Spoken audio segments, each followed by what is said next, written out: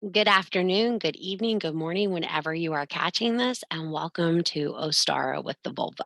So, what do you need to know about OSTARA? Okay, so let's start. On the LAC shit store, there is a PDF. Okay, this is the stuff you need to know, not the stuff that everybody in the world thinks you need to know. Just the basics. I am all about the basics as a witch. If you're new, welcome to Ostara, formerly known as Easter to many of you as you recovering Christians, our holiday that was whoop, taken and put into the Christian faith for the rebirth of Jesus. But I digress. It really is a season of rebirth and fertility. This is the time when the maiden awakes. She arises from the ground. She experiences this rebirth. You have fertility in your mind, body, and spirit, and you're ready to go back out into the world and emerge. Consider this your birth time. So if you are coming out, this is the spring equinox, the balance of light and dark, equal of both times of the day. This is the balance period. So what are we going to do? What do you need to do as a witch?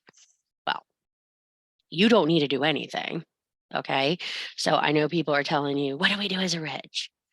Okay, let's keep it simple. What do we celebrate with?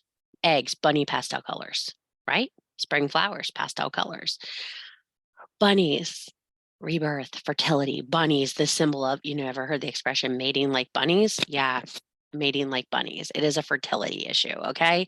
These bunnies are symbolizing the growth. And then you have this egg, and this egg is filled with so much promise and potential. So the egg is essential for this time of the year. So what are you going to do? I like to start the day with a grounding ritual.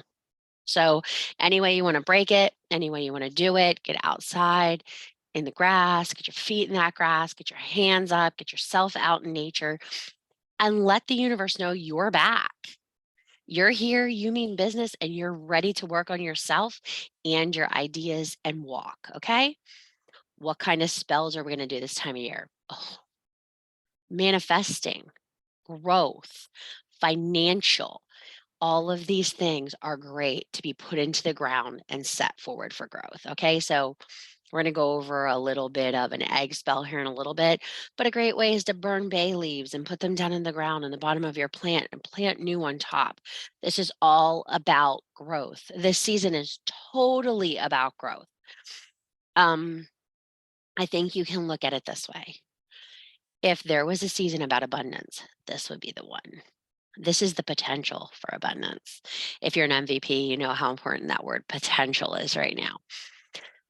Everything's held right there in that egg. All the potential is right there.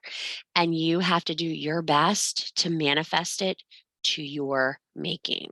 So, this is your season to show what you got, to do the legwork, to do the spell work, to do the abundance work. If you're looking to grow your fortune, you're looking to grow your business, you need to treat it like a baby. Do those bottles, do those spell jars, do those money bowls, and get them on your altar and get them moving. Rituals, like I said, fertility rituals, big deal. Um, so let's not confuse with fertility with fertility. That's Beltane. That's the sex festival. So if you're looking for a baby, Beltane might be suited better for that. Who are we going to talk to in this season? Why, we're going to talk to Venus, Aphrodite, Ceres, and Demeter, as well as Astora. Astora is the goddess of spring, Germanic in nature. Okay. Colors, pastels, golds, light greens, yellows, pale pinks, pale blues, all those soft muted pastel colors are right in here. Get an amethyst on your altar. If you're an amethyst girl, I have a huge rock of amethyst on my altar right now. Jasper, moonstone, all those things, cedarwood, grapefruit, citruses, everything right now that are fresh and clean and new. Oranges, ylang-ylang, all those soft smells of alluring lust and love. Great time of the year for those things. I'm going over the PDF. Remember I told you to get the PDF? Yeah, these are the things you need to know. What herbs and flowers are we doing? Daffodils. Daffodils are up in my yard right now. Bring them in, get them on your altar. A nice big bouquet of peonies, tansies, tulips, violets, All those early blooms are beautiful this time of year. Get your acorns out, pine and willow, and bring all those things into you. The willow is just starting to bloom and give the leaves. This is a great time. Chicks, hens, hares, all the things, rabbits, robins, the cardinals that you're hearing, baby lambs, all the things that you see on Easter cards, right? Baby ducks, all those things. And what are we going to think about? Planting seeds, baking bread, harvesting eggs. All these flowers are things that are going to come to mind. Okay. You're going to clear off a space, set an altar, get it seasoned to you. My altar right now is status quo. What usually happens, my 4 to 5 elements of fucking feral me. And then all I have simply is a decorated hat with spring flowers. That's it. Like, are you shocked? Are you amazed? No, because the rest of these things will be made by Caroline and I to add to the altar this week. We'll be picking a rune to decorate an egg. We'll be making a basket woven from dough. We will be doing all these things to put on our altar. I will construct the items with the intentions of the spell work to go as we go through this season. Yes, the equinox is on the 21st, but no, the season doesn't stop there. It goes forward and flows into and will eventually roll into Beltane. You have to understand that a wheel doesn't just and stop. It continues to turn all the way into the next season. So it's a great idea. What so many people forget is this is a great time to put an offering out. It's a great time to put an offering out to Astora and give her your hopes and dreams and ask her to bless them so you have them with you. That brings me to the crafty part of this workshop. So, something I do every year for my spring altar is a woven braid. You can use branches, you can use fabrics, you can use strings, whatever you want to do. This year, what I am going to do is construct a doll. So Caroline and I are going to take, for those of you that are new here, Caroline is my daughter. We call her Little C. She and I are going to take a mop head and we're going to make a doll. And we're going to decorate this doll's dress with woven braids of healing and fertility for her healing and the abundance of her going forth. We're going to make her an abundance doll for our altar. But in other years, I've braided a long braid and I've adorned it with acorns and charms and little spell bottles that had my intentions in. And that braid laid on my altar for all that time. Other years, I adorned a rolling pin and kept that. Your altar is exactly that, your altar. But what I cannot stress enough is this is a Sabbath. This is an opening. This is a potential. This is an entrance into something new. You need to cleanse your home and ward to move forward. So, how are you going to do that? Rosemary, mint, a little bit of lavender on top of the stove in a pan. Make a wash down your windows, make down your entries, blow some cinnamon through your front door, bring in that abundance, bring in that fertility, and start afresh with a new word and a cleansing of your home. Get rid of things that resonate to Yule and Imbolc. Remove them. Get rid of them. This time of the year, I always like to make a new besom.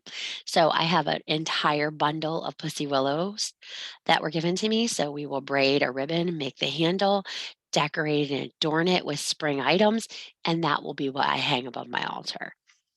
These new things, these brand new items that you bring into your home are bringing new, fresh energy and protection. So those are important things to do at this time of the year. Simmer pots. So what is the perfect simmer pot for a star? Mint tea with oranges. Throw a couple tea bags in there and some oranges, and you have a simmer pot. Plus, you have a fantastic jar of tea. But if you're an old stickler, rosemary, lavender, cinnamon sticks, it's that fresh, vibrant appeal. A lot of people use strawberries this time of year, but they're not quite there yet. That's more a solstice thing. I hold back on the strawberries. I love apples this time of year. They are storage apples, but they still smell so amazing. Great to pour out the center, put your candle in for abundance because we all know they resonate to abundance. What are you going to cook? Why hot cross buns? Do you know about hot cross buns? They're one of my favorites. You'll probably see a recipe go up on the page on Monday for hot cross buns, just on the regular Facebook page. Part of my childhood, adulthood, any time in my life, family gathering situation. It is a beautiful recipe. If you got the PDF, you got two kitchen witch items in the back.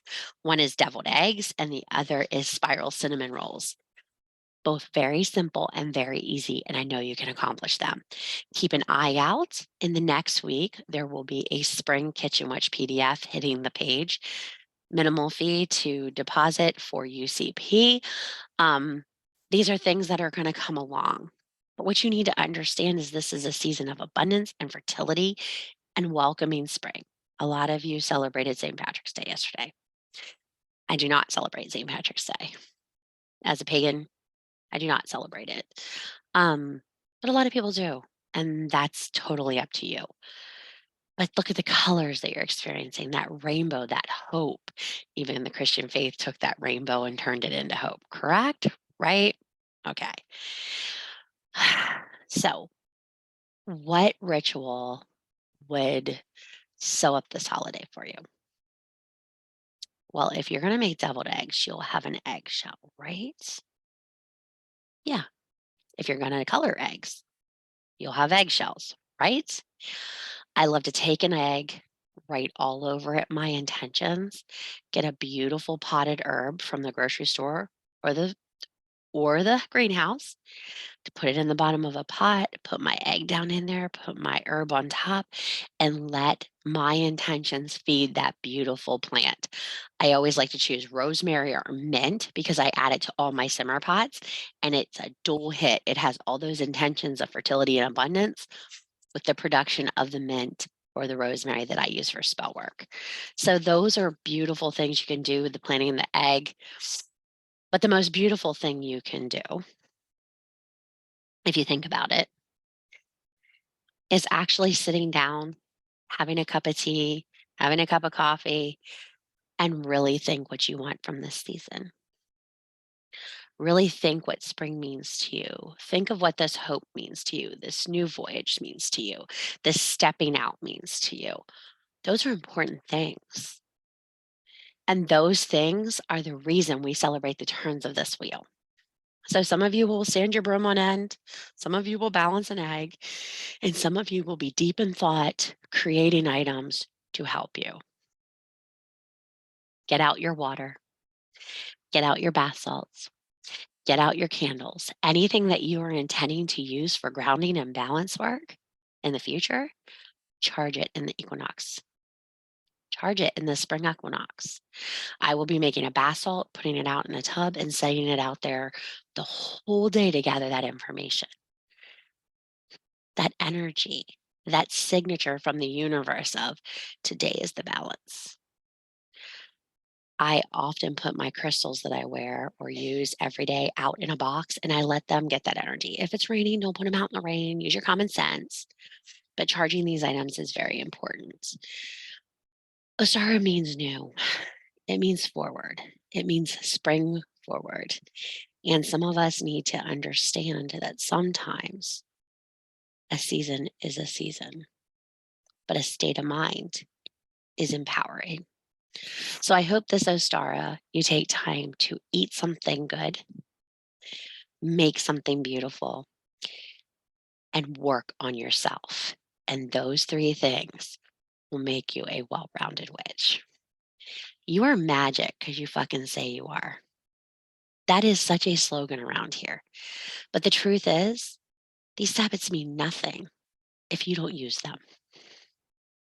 If they're just another day and it's just another declaration and it's just another PDF, why are you bothering? Think into this and make it relevant to you. This Sabbath is very important in my lineage. So I come from a United Methodist background, and it's not the church, it's the pastimes. It's the homemade peanut butter eggs, the sitting out baskets, the making of pies and breads and meals, and the time spent together that make this Sabbath meaningful. And so many people forget why you celebrate things. It isn't so much what you believe, it's what it makes you believe in. And if anything, Ostara for me is a lineage back to my female ancestors and the intense connection I have with them.